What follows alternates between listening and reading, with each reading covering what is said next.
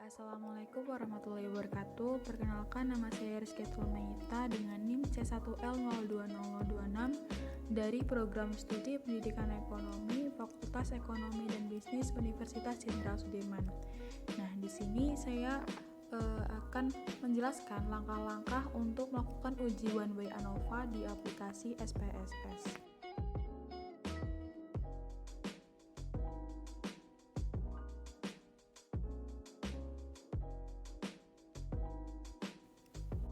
Nah, di sini sudah terlihat data penjualan tas dari minggu pertama sampai minggu terakhir, yaitu dengan kategori merek tas ada 4, Jimmy, Enjoy, Elisa, dan Kelly. Nah, untuk melakukan langkah-langkah uji One Way ANOVA diperlukan untuk melakukan uji lainnya, yaitu yang pertama melakukan uji normalitas Shapiro-Wilk atau normalitas data, yang kedua melakukan uji homogenitas, dan yang ketiga melakukan uji One Way ANOVA tersebut. Nah, supaya lebih mudah kita menganalisis data dengan SPSS, perlu dilakukan pengkategorian data terlebih dahulu. Nah, data disusun sebagai berikut.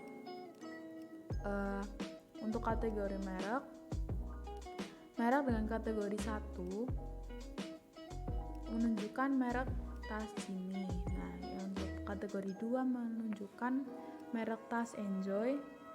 Kategori 3 menunjukkan merek tas Elisa, dan yang keempat, kategori 4 menunjukkan merek tas Kelly. Di sini juga sudah terdapat untuk variabel X itu untuk kategori merek tas, dan yang kolom Y ini atau variabel Y itu adalah penjualan dari setiap kategori tas.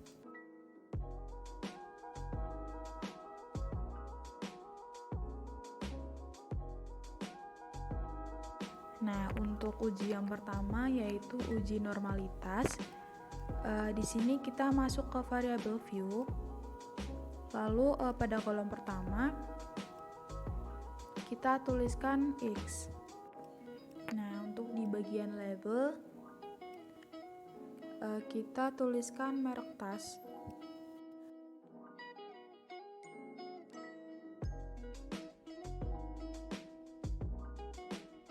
Lalu di bagian values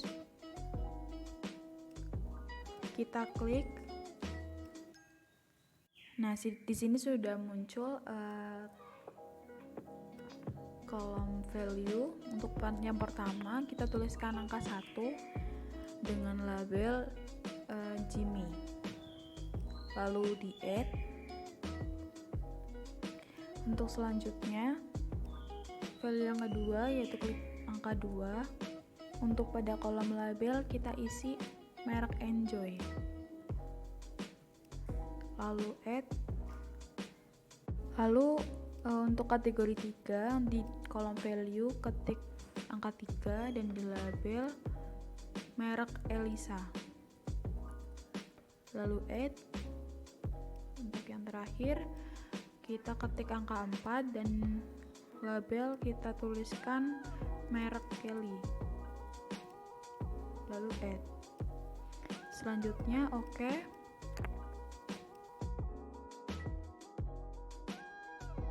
Nah, pada bagian desimal kita nolkan karena tidak ada pecahan desimal di sini. Untuk pilihan yang lain biarkan tetap default. Lalu selanjutnya pada kolom yang kedua kita tuliskan Y untuk variabel Y, dan pada kolom label kita isi dengan penjualan.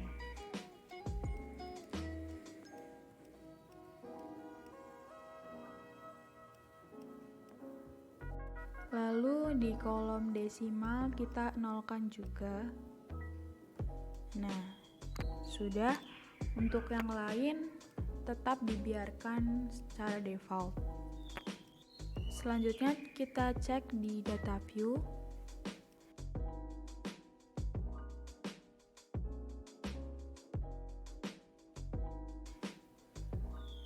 Di sini sudah ada variabel X dan Y. Untuk variabel X adalah merek tas dan Y sebagai penjualan. Selanjutnya kita pindahkan data yang ada di Excel ke program SPSS. Nah,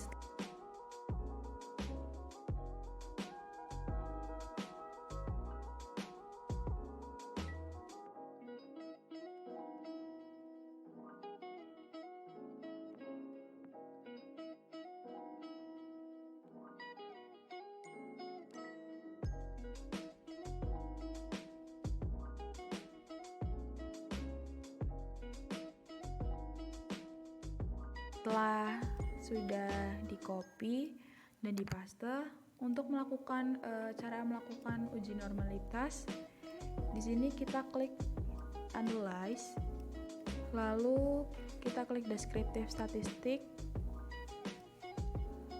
lalu explore.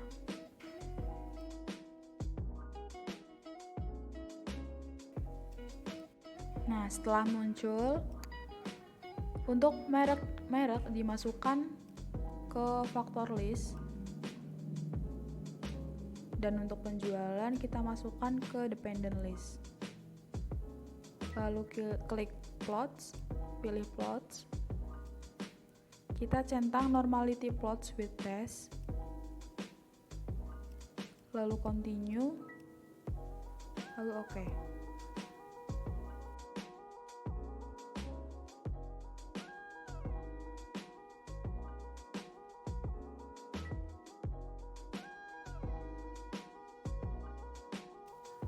Nah, setelah muncul output, yang kita butuhkan adalah tabel test of normality.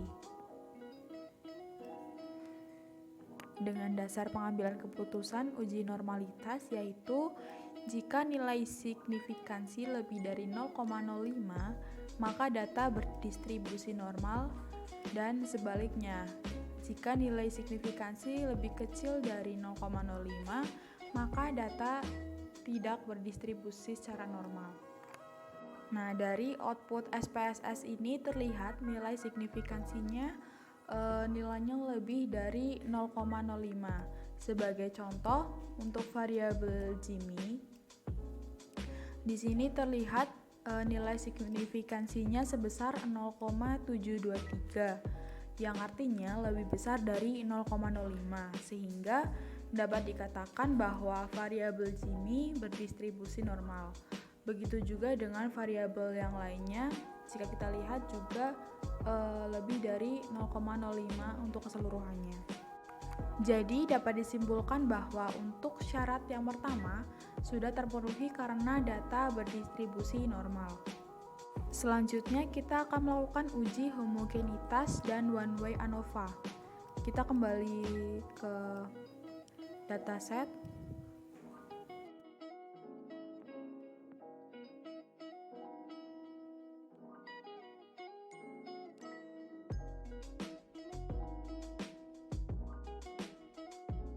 Nah, untuk melakukan uji homogenitas dan one way ANOVA, kita klik analyze, lalu compare means, lalu one way ANOVA.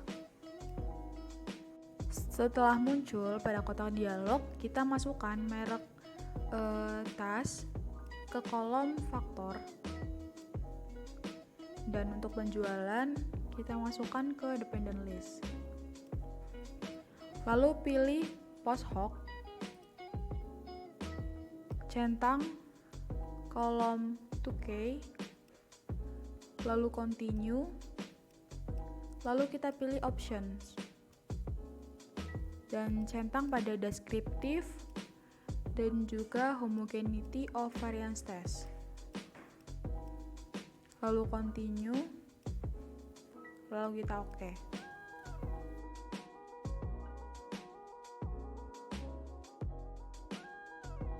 Nah, setelah muncul outputnya, berdasarkan output SPSS pada tabel deskriptif, yaitu pada kolomean, kita dapat melihat perbedaan rata-rata penjualan dari keempat merek tas dengan rincian sebagai berikut. Untuk rata-rata penjualan tas Jimmy sebesar 76,10, rata-rata penjualan tas Enjoy sebesar 74,30. Untuk merek Alisa, rata-rata penjualan sebesar 82,10. Untuk rata-rata penjualan tas Kelly sebesar 78,40. Dengan demikian, maka secara deskriptif dapat disimpulkan bahwa rata-rata penjualan tertinggi adalah tas Elisa sebesar 82,10.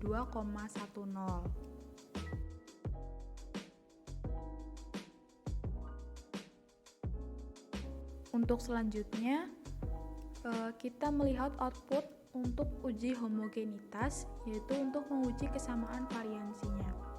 Nah, berdasarkan output SPSS pada bagian Test of Homogeneity of Variance, diperoleh nilai signifikansi sebesar 0,156. Karena nilai signifikansinya itu 0,156 lebih besar dari 0,05, maka dapat disimpulkan bahwa nilai varians keempat kelompok penjualan tas yang kita dibandingkan tadi adalah sama atau homogen, sehingga asumsi tentang homogenitas dalam uji one way ANOVA terpenuhi. Nah, untuk selanjutnya yaitu output uji ANOVA, yaitu untuk menguji apakah keempat sampel mempunyai rata-rata yang sama atau berbeda. Dasar pengambilan keputusan dalam analisa ANOVA itu jika nilai sig lebih besar dari 0,05, maka rata-rata penjualan tas sama. Dan jika nilai signifikansinya kurang dari 0,05, maka rata-rata penjualan tas berbeda. Nah, berdasarkan output ANOVA tersebut, dapat dilihat bahwa nilai signifikansi sebesar 0,621, yaitu lebih besar dari 0,05, sehingga dapat disimpulkan bahwa rata-rata keempat penjualan merek tas tersebut sama secara signifikan. Selanjutnya yaitu mencari kelompok mana saja yang rata-rata penjualannya itu sama dan tidak sama, yaitu kita lihat pada tes post hoc.